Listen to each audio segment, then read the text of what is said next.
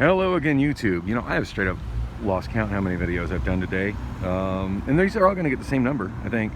It's 2:01 p.m. Monday, January 3rd, 2022. And hey, here's my break in traffic to get across 3rd Street. I'm going to take it. And yes, I took the shortcut across past our little barrier because that's absolutely retarded the way they've got that. And if you follow my vlog a lot, you should recognize this route I'm taking. I'm going down Roanoke to Central, and then walking up to the Midtown station at Thomas and Central to get on the light rail and head east. And the next stop is at Pack and Store to get those money orders to Bevan. And actually this is going to work out nicely because she had told me that she was concerned about not being there when I got there because she said she had to run an errand. And she told me that the afternoon would be better for her. And I told her that that I had things I was trying to do in the afternoon, that I was wanting to get that taken care of in the morning. But you know, when you know, honest to God, I do it in the car too, kind of roll with the changes as things come up. It's just a slightly different strategy when getting around without a vehicle. But, you know, and it's kind of funny. Like, I wonder how today would have panned out for me if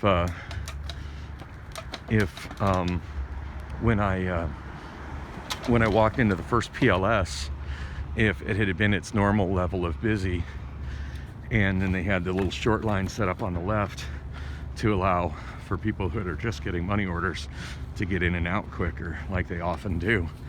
How would that have affected my day?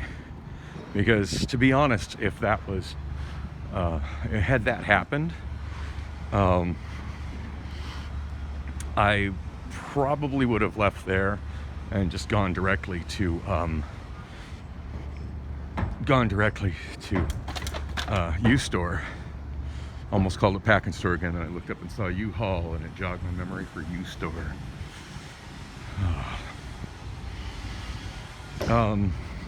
Yeah, I would have probably gone to directly to Pack and Store from there, and I'm assuming I would have still got the phone call from I don't know, probably would have stopped somewhere to eat because I was already hungry at that point. But yeah, I would have got the call from Penske. But anyway, I wouldn't have made it to that Del Taco. Probably wouldn't have been at such a wonderfully convenient location when I got the call from Penske, and I wouldn't have just had what happened right now, which needed to happen over at the Lifeboat plant. Man, these structures just make me nervous as hell. That just looks like a big freaking tinderbox to me. Like, seriously. All it takes is one discarded cigarette, and that entire packing stack would go in flames. Like, it looks like a big fire waiting to happen. Not that I'm the guy that's going to do that. Not that I'm suggesting anybody do that. I'm just saying, buildings that big should be made out of something non-flammable, like bricks or cast cement, or I don't know, steel. Not just wood. I mean, did the people commissioning these buildings never read the story of the three little pigs? The pig who made his house out of sticks? It didn't end well for that pig. That's just a little house. That's not a big ass building. Now, speaking of big ass building, I am going to walk down the back side of it because I haven't really looked at the back side of it. So I'm walking behind the strip mall. It's got the subway in it. I haven't been to that subway in quite a long time, but I remember there's a subway here. If memory serves, there's a bar here. That's interesting. I just had a discussion with Lisa, my therapist, and so she scheduled me for an appointment for Monday at 3 p.m. That's the closest she could get me after when I was having my meeting with Adam, which I expect is probably going to run from about 12:30 until 1:30. I generally get about an hour with Adam. So yeah, that's a bit of hang time between 1:30 and 3. And I told her, it's like, well, you know, I can always go loiter at Del Taco, or just go to a nearby bar. And she's like, I don't think there are any nearby bars. I'm like, you know, I'm pretty sure there are. And if memory serves, that strip mall that I'm walking down the backside of has one. Oh man, there's a can, and my can bag is full. I'm just putting a finish on it here. That's kind of neat. I'm putting a finish on it to make it look like it's a brick building. But I'm watching them build this, and it's that thing is made out of sticks. It's all sticks. Man, I would be nervous as shit working on that. It's props to the guys that do that work. I couldn't do it. I got a pretty solid fear of heights, and especially unsturdy heights on unsturdy surfaces. And the thought of walking on that kind of scaffolding is, oh man, that just straight gives me the willies. Oh, so anyway, yeah, I got to have a quick little meeting with Lisa, which was amazing. Like it was, and when I'd commented that my favorite, I don't even know what the heck her position is, but the person that works the window, that I saw her taking a smoke break. Yeah, she was at the window when I got back, and it's always better when she's at the window. Like she got me. I'm not even sure how she did it. She must have done it with an email or a text message or something, because she was talking to me the whole time. So she didn't call Lisa on the phone, but you know, we were talking, and just within minutes of her and I talking about people's inability to read analog clocks, she was giving me shit because I'm supposed to write the time on the sign-in sheet, and she's like, "Are you telling me you can't read that clock?" And there's an analog clock at the back side of that office, and I'm like, "No, I'm telling you, I can't see that clock." I said, when there was a clock, when it was on that wall, and I pointed to the wall to my right, I said, when that clock was on that wall, I could see it just fine. So I need glasses. That clock is no good for me. And she's like, well, there's one over on that wall. I walked right over the wall. I saw it just fine, and walked back and wrote the time in. She's like, yeah, people can't read that. And some of them say it's because of the Roman numerals, because they don't know how to read the Roman numerals. I'm like, well, I know how to read the Roman numerals. And for that matter, I know how to read an analog clock. It doesn't have to have numbers. I just need to be able to see the hands and what way they're pointing. She's like, I just need to know which way Mickey's hands are pointing. I'm good. And she laughed. I'm like, oh, you had that watch too? And she said, yeah. And then the other lady at the counter was laughing, and I'm like, yeah, it's like I had that watch, and that watch that it's the watch where it's either 3:15 or Mickey has a heart on. And I'm thinking the other gal was too young to be familiar with George Carlin, but she just lost it at that. but yeah, I did have the Mickey Mouse watch. In fact, when I was a kid, I had a wall-hanging giant Mickey Mouse clock. Man, I wish I still had that. I would imagine that probably perished in one of my house fires when I was a teenager, but yeah, most of my childhood growing up, I had a giant Mickey Mouse watch. It looked like a traditional Mickey Mouse watch, but I want to say the face of the clock was probably about 10 inches across. But other than that, it was an exact 2-scale replica of a Mickey Mouse watch, complete with the armband that hung down the wall. Pretty good stuff. And it looks like we got a change of bus driver shift going on here, because there's a vehicle which I would assume is a transit vehicle, and judging from the way they both have yellow vests, I think that's a driver swapping out for another driver. It's kind of cool. Never really noticed that that's how they do it. So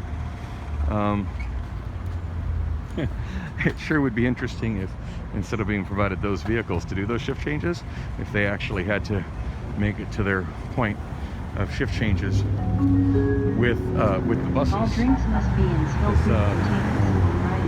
Yeah, of course that would just make it worse, but at least maybe Valley Metro would have a little more motivation to make sure that those buses got people where they needed to go on time. So there comes the westbound train. I'm waiting for the eastbound train. I don't know how long it's going to be. And I've found that it's not very accurate to check the transit app, because there's a bug in the transit app where when you click on a light rail station, it only shows you trains going in one different direction. So one direction. So I only got a 50% chance of showing me which ones. But I mean, regardless, I'm not going anywhere until this train shows up. So I'm just documenting how much time it takes to walk from the places that I go to the places I have to catch transit, and from there, how long it takes to wait for that ride to show up. So didn't talk to Lisa very long, and I feel really bad because I didn't realize there was somebody else in the room with us, and for some reason I thought it was another staff member from the clinic, because I kind of wanted to tell Lisa some kind of personal stuff, but like I didn't want to tell her that with other people in the room. And then after we've been talking for about 5 minutes, I hope it was only 5 minutes, she told me that other person that I was kind of impeding on that other person's time, and that other person was also a client. So it's like, oops, my bad. Although the other clients seem to be entertained by me, so there's that. That's worth something. But anyway, I was talking about how I use the and she gave me a little bit of information I didn't have. She said that these particular envelopes are for people that buy recreational weed, that if you buy medicinal weed, which is the same damn thing, but you don't pay, the prices are different. So there's taxes that you pay for recreational weed that you don't pay for medicinal weed. At least that's what my daughter has told me. But yeah, she said that if you buy it medicinally, it comes in a brown envelope, in these fancy branded envelopes when you buy recreation. So, and I told them both that, I really didn't know that. What I knew is that people who buy the weed that comes in those bags, that are using public transportation, get to where they catch their ride, and then they just litter it. They just throw it on the ground and litter it. And yep, there's one right there, along with some other litter. Got some Steel Reserve cans, and the orange peels, and a cigarette box, and a whole lot of butts. And I told that to Lisa. I'm like, what the hell happened? That so many people litter now. I said, is it just me, or did people not litter like this in Phoenix 10 years ago? And she's like, no, they didn't. And we noted that, there were some neighborhoods where it happened, Maryvale, parts of Sunny Slope. But for the most part, Phoenix was, especially not Midtown or Uptown. People didn't litter like they do now. She's like, yeah, she blamed it on the younger generation. Lisa did. She said the younger generation, they just don't give a shit. They just throw their trash wherever. They don't care. And I'm inclined to believe it's not the younger generation. As much as I want to, I'm a 50-year-old guy. It's in my nature to blame shit on the younger generation. I think it's hard-coded into everybody once they get over 50 to blame youngsters for everything. But I don't blame the litter problem on the younger generation. In fact, it seems like a lot of the younger generation is really concerned about keeping things green and recycling and putting things in the right receptacle, be that a recycle receptacle or a trash receptacle. I honestly think it's people from little TV antenna that's kind of askew. That's interesting.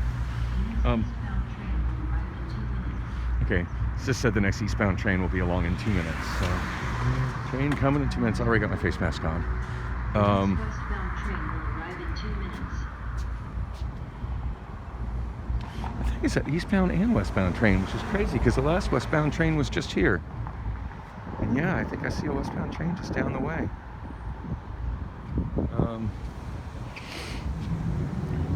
Interesting. There's a TV antenna up on scale like that. Bent. That's kind of a waste. Oh shit. What was Lisa? Oh, so the trash thing. I honestly think it has to do with more of an urban mentality from other cities, and I really think all this trash is a result of all the influx of people that have drifted into Phoenix in the last few years from other cities where it was culturally acceptable to just throw your trash on the ground. Because I've been, as I mentioned earlier today, I've been to other cities that just had trash everywhere.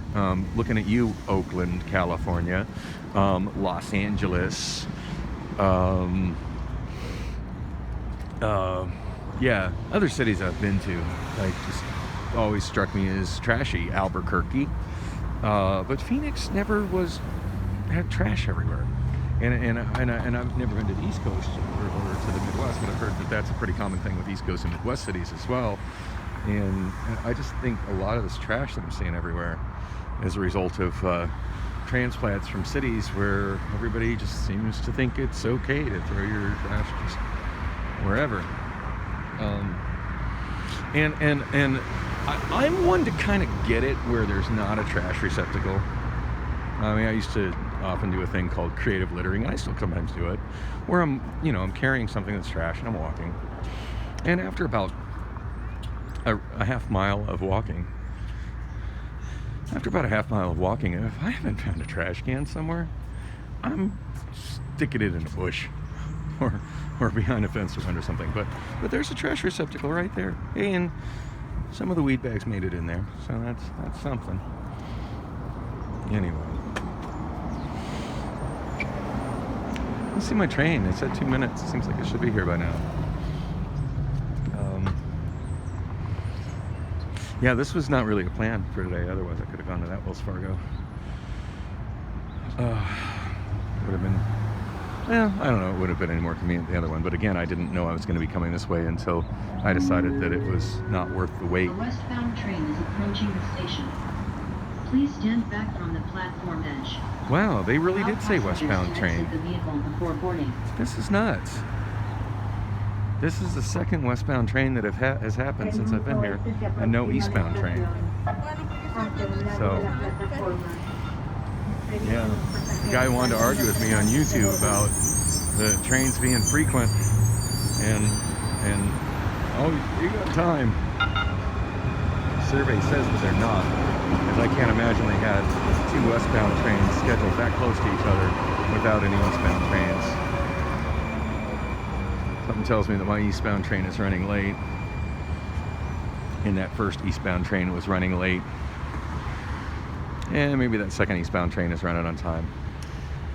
Or, I'm sorry, westbound train. Second westbound train. And that guy is running to get to the other end of the platform so he can catch his train. I hope he makes it. A lot of times I like to shut the door as you're running. Alright, eastbound train really is approaching this time, so I need to shut this down. So my next stop is U-Store. Although obviously I'm going to have to do some, I'll probably walk from Gateway over there. So, anyway, thanks for coming with me. Wow, 18 minutes. For as close as this is, that feels like it was a long time to wait for the train.